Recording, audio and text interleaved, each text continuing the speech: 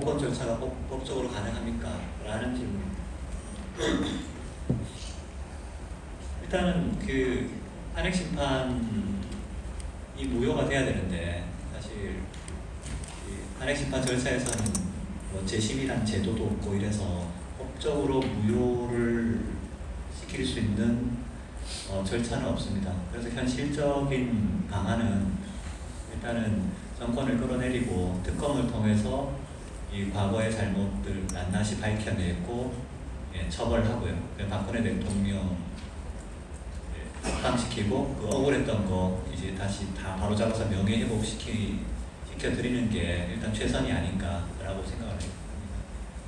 그리고 탄핵 세력 심판관들에 대한 징계는 이 부분도 사실 현재 앞에 말씀드린 내용하고 일맥상통하는 건데, 그러니까 만약에 이 탄핵 재판관, 이제 헌법재판관들이 단순히 촛불이 무서워서 그렇게 했다고 하면 그건 어떤 역사적 평가에 맡겨야 될 부분이고, 만약에 특정 정파들과 의사연락을 하면서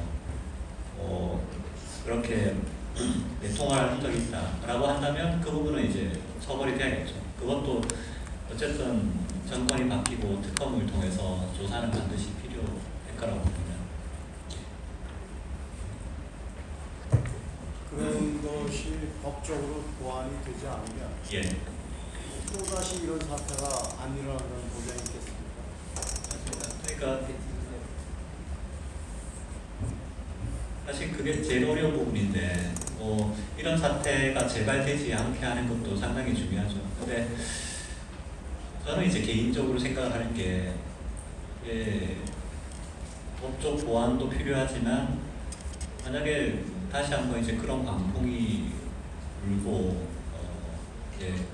언론에서 온갖 오보들 쏟아내고 이랬을 때 다시 한번 이제 그렇게 되지 말라는 법이 없지 않는가라고 생각을 합니다. 그래서 좀 언론이든 검찰이든 법원이든 어떤 각 주요 그 기관 내부에서 어떤 그런 것들을 좀 합리적인 의사 판단을 할 수 있는 그런 세력들이 이제 존재하는 게 훨씬 중요한 게 아닌가라는 생각이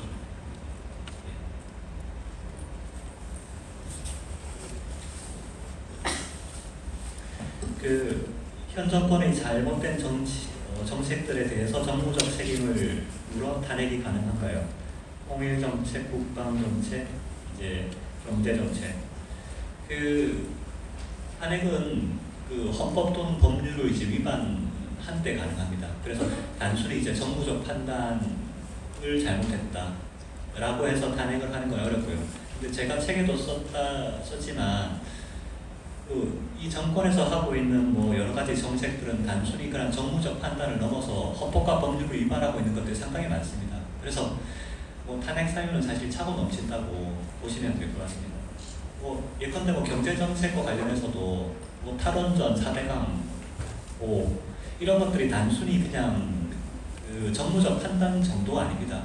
탈원전 같은 경우만 해도 사실 절차를 위반하고 사실상 하나의 산업을 완전히 그냥 해체시켜버린 거거든요. 그러면서 사실 그 산업 기반이 붕괴되고 그로 인해서 피해를 받는 사람들이 나오고, 그런데 그 의사결정 과정이 절대 합리적이지 않지 않습니까?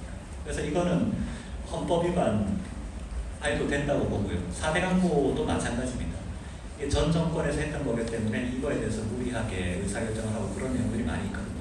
그러니까 제 책에 그런 내용들도 다 담아놨는데, 그래서 이번 정권에서 하고 있는 그런 행태를 단순히 어떤 정부적인 판단 차원에서 보지 마시고 그 행태 하나하나가 다 헌법 법률 위반이다 이렇게 보시면 될 것 같습니다. 그리고 또 다른 질문이 박근혜 대통령의 대통령직 복귀를 위한 방법은 없는지. 사실 현 법적 절차 내에서는 없습니다. 하지만 만약에 사실 헌법이라는 것 자체가 어떤 국민들이 의사가 결집돼서 만든 거기 때문에 만약에 이후에 이 정권이 물러나고 만약에 대부분의 국민들이 박근혜 대통령이 다시 대통령으로 나오셔야 된다고 하면 아니 그게 정말 국민들 대다수의 뜻이라고 하면 얼마든지 뭐 헌법을 바꾸든 뭘 하든지 간에 그건 얼마든지 가능합니다. 그러니까 뭐 현실적인 법 체제 내에서 다시 못 채운 임기를 채울 수 있느냐라고 한다면 그거는 현실적으로 불가능하다라고 보는 게 맞는데, 만약에 그걸 넘어서서 전 국민이 뭐 열망이 박근혜 대통령의 복귀다 그런 시점이 온다고 하면 뭔들 못하겠습니까? 그때는 헌법까지도 바꿔서 다시 모실 수 있는 거죠.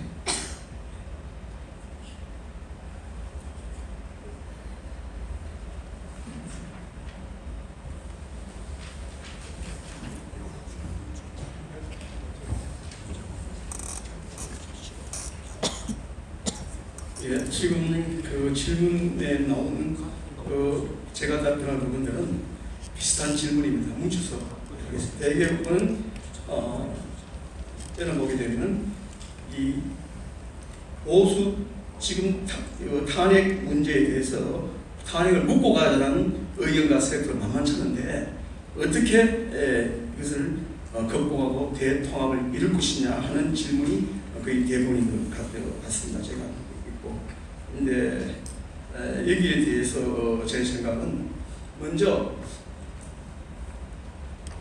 탄핵에 대해서 조금 시간들이 걸릴지 모르지만은 탄핵에서 국민들이 정확하게 인식하면 됩니다.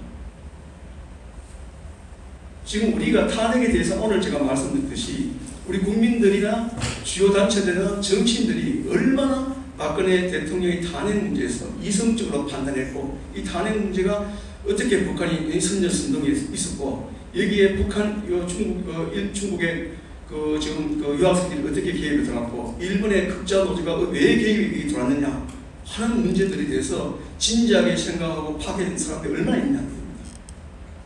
이것을 알고도 그냥 탄핵을 묻고 가자 할 수 있을까 하는 거거든요. 그래서 제가 볼 때는 그래서 제가 이 체제수를 위해서는 탄핵을 제정해야 된다. 왜? 이런 탄핵 문제 속에는 우리 체질을 흔들리는 그런 저희가 담긴 행위들이 탄핵 과정에 있었고, 또 탄핵의 결과로서 등장한 정권이 위험한 부분이 있지 않습니까? 이 부분에 대한 인식의 확산입니다. 그렇지 않고서는 지금 같은 탄핵에 대한 인식 상태에서 아무리 얘기해도 정치인들은 자신들의 정치적 계산, 정파적 이해 속에서 생각이 됩니다. 지금 중요한 것은 우리가 보수 혁신을 쳐서 보수 퇴감을 하려고 하면 탄핵에 대한 인식을 국민들의 새롭게 하는 그런 것을 우리가 확산시켜야 됩니다. 그리고 또 지금 보면 우리 정부기관의 적으로 부재 등등은 그는 뭐 나중에 밝혀지겠죠. 그죠? 우리 보수가 다시 권력을 잡으면은 그 당시에 국정원 등등 경사 등등은 북한의 움직임에 대해서, 또 지금 이 탄핵 과정에 대해서 등등 움직임에서 어떻게 파악되는지 보고서 하겠습니다. 그때 가서 우리가 파악되리라고 생각됩니다. 그리고 이제 또 그 반일 종북지라는 책이 많이 팔리고 있고 한데, 이게 지금 책을 많이 팔면 미국 이 책들을 우리 우파 아스팔트에 좀 후원할 생각이 있느냐? 아주 좋은 생각입니다. 이제 문제는 이렇게 책이 많이 팔렸으면 좋겠습니다. 보수들 책 잘 안 팔려요. 잠깐, 반일 종족주의만 그렇지 다른 책들은 거의 안 팔려요. 지금 우리가 대구에서도 내가 북크스들 할 때도 좀 얘기하고 김중남 박사하고 약간 고향자들 보니까 쓴소리를 하는 것이 책 좀 읽으라 라는 얘기를 했어요. 진보는 책을 찍으면 기본 다리가 10,000부씩 찍습니다. 보수는 책을 찍으면 1,000부씩 찍습니다. 그리고 사회공평만과 내부적 등등 같은 이런 책을 찍을 때 출판사가 별로 없습니다. 찍을 출판사는 비봉 출판사나 비파랑 그 두 군데밖에 없습니다. 굉장히 어려운 많습니다. 지금 책이 사회공평만과 내부적 팔리 있어도 저하고 인생 아무 관계 없습니다. 출판사가 살아야 되는 거죠. 네, 잠깐 나중에 개인 얘기 하지 마시고 끝난 뒤 하시고, 개인 얘기 끝난 뒤 하시고. 그렇기 때문에 과연 우리 보수에서도 책을 좀 많이 읽으셔야 됩니다. 책을 읽고 최병성 변호사 책을 읽고 탄핵에 지금 다시럽게 생각하고, 또 여러 좋은 책들이 많이 나왔지 않습니까? 지금 그죠? 많은 책들을 읽으시기 바랍니다. 그리고 이제 다시 한번 제가 말씀드리기나마는 탄핵을 묻고 가자는 것은 우리가 용납할 수 없습니다. 때문에 사실 그죠? 이 지금 탄핵을 묶어자는 얘기는 우리 지금 살에 상처가 분명히 깊은 상처가 있는데 보름이 흐르고 썩어 들어가고 있다고 분명히 있다. 근데 보름이 흐른다 그러니까 겉에 흐른 건 슬슬 닦아버리고 그 봉합했을 때 과연 살아있는 생명의 살이 돋아나겠습니까? 저는 탄핵 문제를 명확하게 조명했을 때에 진정으로 대한민국을 위하는 그런 새로운 보수 세력, 생명력 있는 세력들이 돋아나고 진실로 챙길 수가 된다고 생각됩니다. 시간이 이제 다 되기 때문에 많은 할 얘기가 있습니다. 이걸로 지금 이제 우리가 세미나를 올리겠습니다. 마치도록 하겠습니다. 감사합니다.